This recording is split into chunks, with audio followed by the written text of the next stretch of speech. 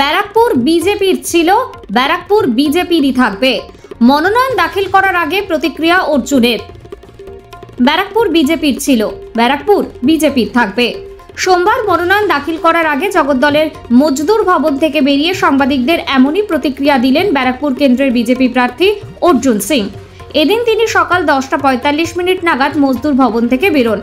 তারপর মজদুর ভবনের কাছেই মন্দিরে তিনি পুজো দেন। পুজো শেষে হুটখোলা গাড়িতে চেপে জনসংযোগের মাধ্যমে বারাসাত জেলা শাসক অফিসের উদ্দেশ্যে তিনি রওনা দেন। সাংবাদিকদের তিনি বলেন, দেবদেবীর আশীর্বাদ নিয়ে মনোনয়ন দাখিল করতে যাচ্ছি। দেবদেবীর কাছে তিনি তৃণমূল নামক অসুর শক্তি নাশের প্রার্থনা করেন। তার ব্যাখ্যা, তৃণমূলের কিছু লোক অসুর হয়ে উঠেছে, তারা মানুষের অধিকার কেড়ে নিচ্ছে, তারা মানুষের গণতান্ত্রিক অধিকার কেড়ে নিচ্ছে।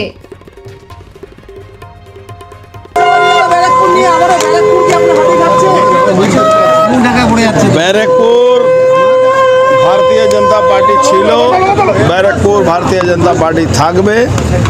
আজকে সমস্ত ঠাকুর দেবী দেবতা, সমস্ত ধর্ম জাতি সম্প্রদায় মানুষের আশীর্বাদ নিয়ে আবার নমিনেশন দিতে যাচ্ছি, যাতে মানুষের আশীর্বাদ থাকুক, অসুর শক্তি নাশ হোক।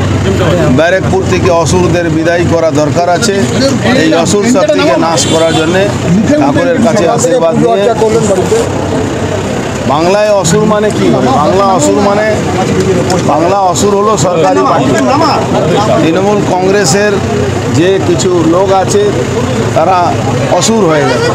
তারা মানুষকে মানুষ বুঝে না, মানুষের অধিকার কেড়ে নিচ্ছে, মানুষের বাড়ি কেড়ে নিচ্ছে, মানুষের ঘর বাড়ি কেড়ে নিচ্ছে, মানুষের সমস্ত রকম গণতান্ত্রিক অধিকার কেড়ে নিচ্ছে। আজকে বর্তমান যুগে তাকেই অসুর আমরা বলি, তারাই অসুর। কত ভোটে জিতবে? আমি তো আগেও বলেছি লক্ষাধিক বেশি ভোটে জিতবে।